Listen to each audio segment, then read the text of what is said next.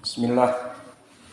Innal hamdalillah hamdan katsiran thayyiban mubarakan fihi wa asyhadu an la ilaha illallah wahdahu la syarikalah wa asyhadu anna Muhammadan abduhu wa rasuluh. Amma ba'du.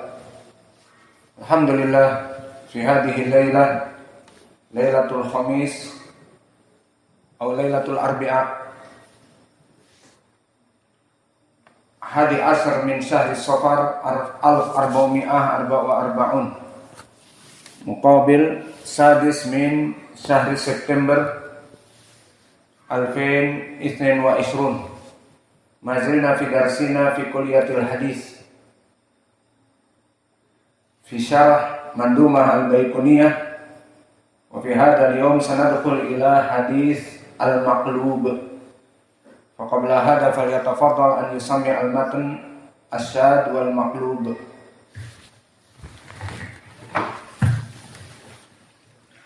Qala al-Baiquni rahimahullah wa ma yaqal ittifaqun fi al-mala asyad wal maqlub qisman tala ibdal rawi ma birawi qismu wa qalbu isnad al-matn qismu. Bismillah. Qala al-Baiquni rahimahullah wal maqlubu qismani tala ibdalu rawin ma birawin qismu wa qalbu isnadin limatnin qismu. Maka setelah Al-Baiquni menyelesaikan dari permasalahan syad, sekarang masuk kepada hadis yang maqlub. Di sini muallif menyebutkan syad kemudian maqlub, perkara yang bagus karena keduanya adalah dari jenis hadis yang mu'al. Maknanya bisa jadi jika dilihat dari segi sanad dia itu sahih, namun ternyata berpenyakit. Itu makna dari hadis mu'al. Adapun hadis maqlub, barakallahu fikum, maka dia dari segi lughah maqlub adalah sarfu syai' an wajhihi. Maka maqlub itu terbalik, kalau bahasa Indonesianya sarfu syai' an wajhihi, memalingkan sesuatu dari wajahnya. Seperti ini maqlub, terbalik. Adapun dari segi istilah yang diinginkan di ilmil hadis, maka hadis maqlub dari segi makna terbalik, ya dia adalah hadis yang terbalik. Maka definisi secara istilah seperti disebutkan oleh Al-Baiquni, bahwa maqlub terbagi menjadi dua, maqlub sanad dan maqlub matn. Maqlub adalah tertukar di sanad atau tertukar di matn. Maka kita masuk sekarang kepada ucapan penulis, wal maqlubu qismani tala. Maka hadis maqlub itu dua bagian. Adapun kalimat tala di sini bermakna taba, mengikuti. Namun di sini artinya diabaikan karena dia adalah penyempurna dari syair. Maka oleh sebab itu dijadikan dia sebagai penyempurna syair. Maka di sini tala hanya untuk memenuhi saja. Wal maqlubu qismani, maka maqlub itu terbagi menjadi dua. Ibdalu rawin ma birawin qismun. Ini pergantian rawi dengan rawi yang lain, qismun. Maknanya qismun ini bagian yang pertama. Maka bagian yang pertama dari dua bagian pembagian maqlub, pertama ibdalu rawin ma birawin qismun. Diganti rawi dengan rawi yang lainnya. Pertukaran rawi. Dan yang kedua, wa qalbu isnadin limatnin qismun. Pembagian yang kedua, wa qalbu isnadin limatnin. di mana sanad untuk matan tertentu tertukar. Misalnya ada dua hadis, ada sanadnya dan ada matannya. Ada sanadnya dan ada matannya. Maka dua hadis ini sanad yang pertama tertukar kepada matan yang kedua. Dan matan yang pertama sanadnya adalah sanad yang kedua. Faham? Maka ini pertukaran sanad dengan matan. Maka ini makna dari ucapan penulis wal maqlubu qismani tala. Hadis maqlub itu ada dua. Ibdalu rawin ma birawin qismun. Pembagian yang pertama pergantian nama dari rawi yang ada di sanad ataupun pertukaran rawi yang jelas berhubungan dengan sanad. Dan yang kedua permasalahan sanad dengan matan, pertukaran di sanad dengan matan yang ada. Seperti tadi saya sebutkan, ada dua hadis, sanad dan matan, sanad dan matan. Maka hadis yang pertama misalnya dikeluarkan Al-Bukhari, hadis yang kedua dikeluarkan Muslim. Sanad matan, sanad matan. Maka hadis yang pertama yang harusnya di Sahih Al-Bukhari dari sanad Al-Bukhari dan matan di Bukhari tertukar. Maka hadis yang pertama sanadnya Al-Bukhari, matannya Imam Muslim. Dan hadis yang kedua sanadnya Imam Muslim, matannya di Sahih Al-Bukhari. Itu contoh untuk lebih memperjelas dan lebih mempermudah. Maka ini yang diinginkan dengan ucapan penulis, sehingga kita mulai memahami bahwa penulis rahimahullah membagi hadis maqlub itu dua bagian. Dan hadis maqlub termasuk kepada hadis yang mu'al, maknanya dia penyakitnya itu tidak kentara. Bisa jadi sanad-sanadnya semua rijalnya thiqat, ternyata berpenyakit, ada pertukaran. Ternyata di sanadnya ada yang tertukar atau di matannya tertukar dari lafaz matannya. Maka kesimpulannya maqlub dibagi menjadi dua. Maqlub as-sanad, terjadi pertukaran di sanad. Dan yang kedua maqlub al-matan, hanya matannya saja. Atau kita sebutkan ketiga, percampuran antara sanad dengan matan. Seperti kami sebutkan tadi, sanadnya dari Sahih Al-Bukhari, matannya di Sahih Muslim, tertukar. Maka ini jenis yang ketiga, bisa dikatakan seperti itu. Adapun maqlub di sanad, maka kita berikan gambarannya dan definisinya. Maqlub yang pertama, maqlub di sanad, maka telah disebutkan oleh Al-Hafidz Ibnu Hajar definisinya di kitab An-Nukat, di mana Al-Hafidz Ibnu Hajar mengatakan wa haqiqatuhu ibdalu man yu'rafu bi riwayati bi ghairihi. Maka hakikat dari maqlub, pertukaran di dalam sanad itu, di mana seorang rawi yang masyhur dengan namanya dan qabilahnya dan kunyahnya, kemudian dia ditukar dengan yang lainnya. Lebih diperjelas lagi oleh As-Sakhawi. As-Sakhawi termasuk dari muridnya Al-Hafidz Ibnu Hajar, dan beliau mempunyai kitab yang nafis dinamakan kitab Fathul Mughis, yang mana Fathul Mughis di sini syarah dari Alfiyah Al-Iraqi. Berkata As-Sakhawi wa haqiqatul qalb, maka hakikat dari hadis maqlub dari segi sanad tadi, tabiru man yu'raf bi riwayah ma bi ghairihi amdan aw sahwan, di mana terjadi perubahan di dalam sanad dari rawi yang ma'ruf, terkenal, diganti dengan rawi yang lainnya, tertukar. Amdan am sahwan, baik sengaja ataupun tidak sengaja. Maka di sini kita mengetahui bahwa hadis maqlub itu ada yang disengaja, dan ada yang tidak disengaja. Dan yang tidak disengaja itu banyak karena kewahaman, karena kesalahan, ketidaksengajaan. Dan adapun yang disengaja maka itu jarang, dan ini hasil perbuatan para pemalsu hadis.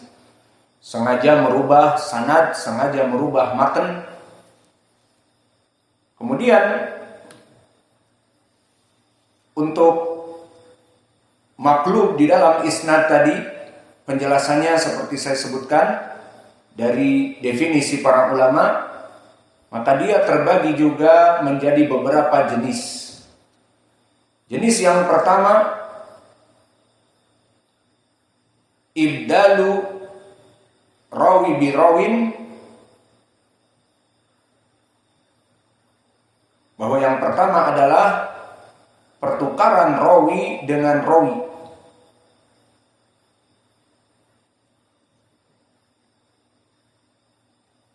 Maka ini pembagian yang pertama, rawi diganti dengan rawi. Dan untuk rawi diganti dengan rawi ini banyak sekali contohnya dan kasusnya. Yang pertama, bisa jadi di dalam sanad rawi yang masyhur, kemudian diganti dengan rawi yang sejaman dengannya, satu tabaqah. Contohnya misalnya Imam Malik satu tabaqah dengan Laits ibnu Sa'ad, ini misal. Maka di dalam hadis Malik meriwayatkan dari Nafi' dari Ibnu Umar. Ini asal dari sanad yang benar misalnya. Dan ini diriwayatkan oleh Imam Al-Bukhari dan Muslim misalnya. Yang lafadznya dari Ibnu Umar, berkata Nabi demikian dan demikian. Tidak usah kita sebutkan lafadznya misalnya. Maka ini sanad yang ma'ruf, Malik an Nafi' an Ibnu Umar.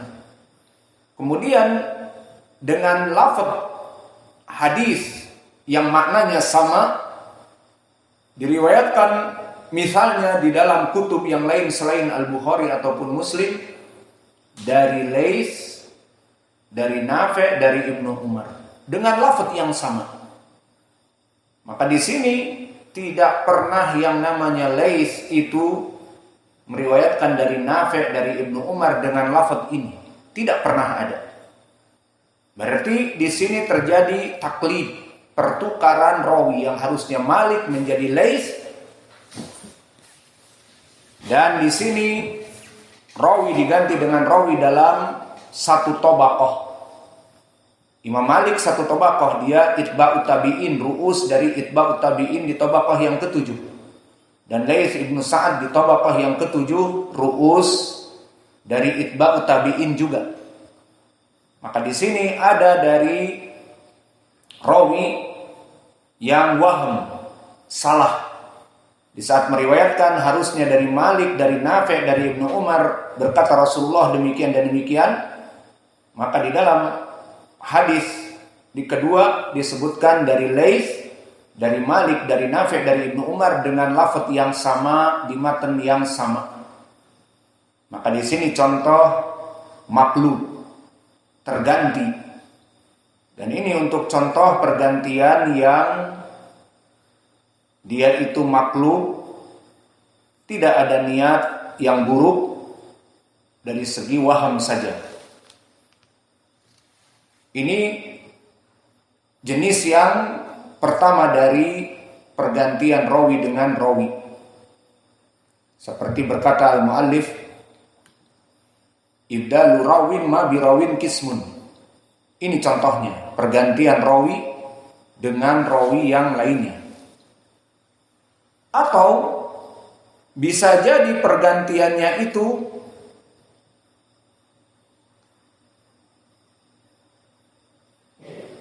diganti nama bapaknya dengan nama rawi tersebut. Sehingga si rawi itu ma'ruf, namanya fulan dari bapaknya Alan. Kemudian tertukar dengan nama bapaknya fulan dan anaknya Alan dikarenakan di dalam satu tobaqoh. Maka dicontohkan oleh para ulama seperti Ka'ab ibnu Murrah, kemudian terganti menjadi Haddatsana Murrah ibnu Ka'ab. Dan Ka'ab ibnu Murrah dan Murrah ibnu Ka'ab, maka semuanya dalam satu tobaqoh yang sama. Maka di sini menjadi pendalilan tentang ibdalu rawin, di mana Ka'ab ibnu Murrah dan Ka'ab di sini sebagai rawinya dan Murrah sebagai bapaknya tertukar menjadi Murrah ibnu Ka'ab, dan dia satu tobaqoh sama Ka'ab ibnu Murrah dengan Murrah ibnu Ka'ab. Maka di sini contoh dari ibdalu rawin ma bi rawin qismun.